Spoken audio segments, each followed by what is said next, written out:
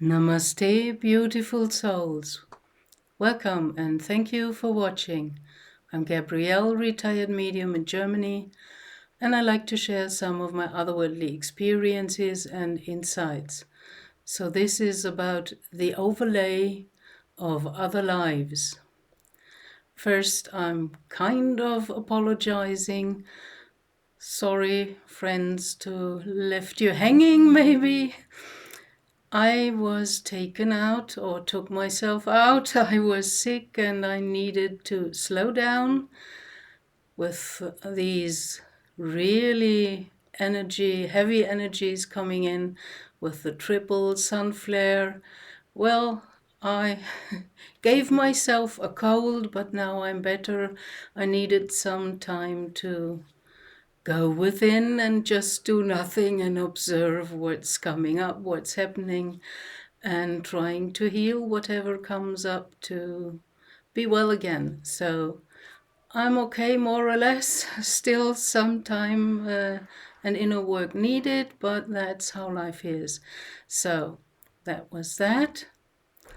And now bear with me about the overlay of other lifetimes. You know, when that first happened to me, that I saw something that had nothing to do with the person that was in front of me, I did not know what was happening, and that was, now it is 50 years ago. But now, as a trained medium with all the other experiences I have had, things fall into place and start to make sense. So this is what I want to share. I did not know what was happening then, but now I know, because the experience kind of repeated with another person and in a different setting. So that gave me the clue. So first time when it happened, I was 20-something, a student living in a shared flat with another girl and two boys. And of course, who had not during his wild youth in university times tried out weed? So some of the boys were having contact with some other smokers, and very often in our shared flat, all kinds of people showed up. And we also met in a special kind of bar, cafe thing where, well, when you were bored, you just went there, and there was always someone there from this kind of bigger group, and you ended up in something, you know, whatever, a party or driving into the woods or whatever, weird stuff. So I just thought, well, I'm stoned, but it was more like that, or more of the first opening up of perception into kind of different layers of reality. So there was this one guy, I was hanging around with a lot of musicians, and of course they often smoke, and well, I tried it myself. First time it was funny. I wasn't stoned at all, and I was kind of embarrassed, and I looked at the others, and then I asked, where is this feeling of being stoned? I don't feel anything. And everybody laughed about me. That was hilarious. Well, second or third try, then I got an idea.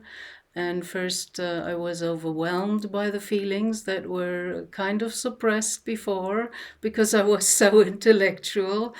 And I could understand why they laughed about me, asking for, where is the being stoned, the feeling? So in that kind of state, you know, it's a different perception of reality. There was this one guy who had dark hair and brown eyes, a white guy, and a dark beard, and he kind of wore it the Frank Zappa style, which was kind of the hype in the 70s and 80s. And well, we sat there in someone's kitchen, I think, don't remember the details, and I looked at this guy which I had no special relationship with. He was just kind of showing up here and there. And I had no opinion about him, whether I liked him or not. I could talk with him, but he was not, my special kind of people. He was, as far as I remember, in the beginning of the IBM, he was working there and very much into computer stuff, which at that time did not make sense to me and wasn't interesting to me. I was more interested in astrology and psychology, and my design studies as a graphic designer were not really in the first place of my interest. I started getting interest in kind of the first steps in spiritual topics. So I looked at that guy in the kitchen, and suddenly there was like kind of a film, an overlay, and he had this beard, and I just got the word Mexican, and I saw kind of him in another life, the same kind of essential inner self, just in another form, and that form was directly diagnosed or identified as Mexican. So maybe that guy had an incarnation as a Mexican man. I don't know. I never found out. At that moment, I thought I'm just kind of stoned and that's it. But years later, the same thing happened, but kind of on purpose. And I was not kind of the actor in this whole scene. It was with a group of friends who were all spiritually interested, and there was this one woman in the group with long, straight blonde hair. And she suddenly suggested to do a little kind of game or exercise. And she suggested that we all chose a partner to do that with, and then sit in front of each other quite close and look into each other's eyes, kind of the staring thing from the mirror meditation that some of you might know. And it's very interesting if you observe that. Even with the mirror, you can do that in the bathroom every morning. Our eyes are built to kind of focus in one point, and then there you have the focus of your attention. So looking into the both eyes of the other person, you find yourself in the beginning that you're trying to focus looking in one eye. You have to let go of that kind of focus, which is a natural state, and just allow the flow from both pupils, from both eyes, looking, staring into the eyes of the other person. If you do that for a while and you allow to lose focus and not try to focus into one point, but get kind of this communication stream between both of the eyes, as they are said to be the windows to the soul, you might get another overlay from one of the lives of the other person. I looked at this blonde-haired girl who suggested that exercise, and I'd already tried the mirror meditation, and at that point I was a trained medium already, so I was more able to handle these experiences. So I went through all that, and finally could let go of this focus thing. And I kind of saw the light streaming between our two eyes, like a laser light, like a beam, a ray of light. And then suddenly, whoosh, there came this overlay again. And I saw that girl like a merman. She had bubbles like a carp, And within her blonde hair, the long blonde hair, suddenly I saw a lot of seaweed kind of woven in, and her face turned a bit more flat and had more of a greenish, pale skin. And I was a little bit shocked in the first moment. And then came kind of the explanation. Oh, that's mer people from Sirius. And that was it. So by this second experience, 50 years later, I understood the first with the guy where I got this kind of Mexican information. So you can try that with someone of your trust if you like, but don't be, you know, don't do it without respect, because there might some things come up, same as if you do it first with yourself in the mirror meditation, looking into your own two eyes and not focusing into one eye.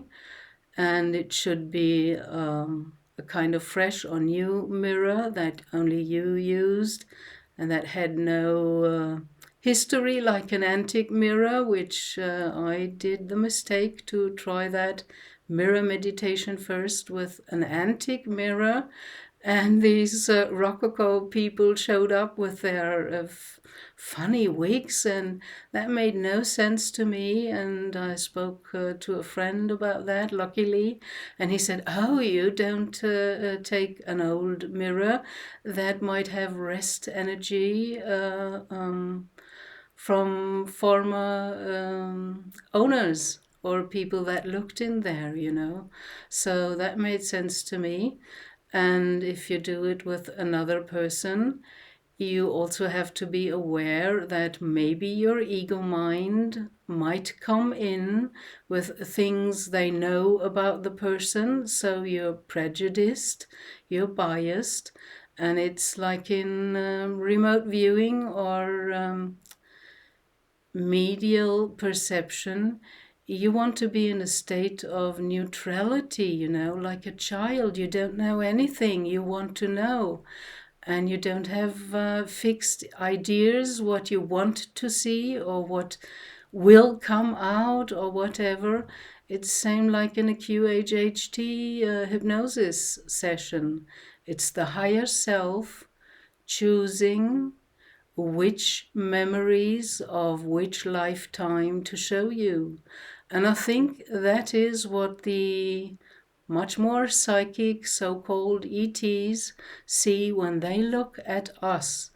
They get the most important overlays from other lifetimes, so they know with one kind of look at you much more about you and who you really are than you yourself, because we're coming kind of from the other side and we're getting back memories or having dreams or repeating patterns, repeating visuals and imagery in meditation. So these are all kinds of signs, signposts, that before you incarnated, your higher self or soul put upon your way to give you something to ponder upon and to wake you up, because these are all presents the soul created pre-birth for you and for me and for everyone else who has sometimes some weird experiences.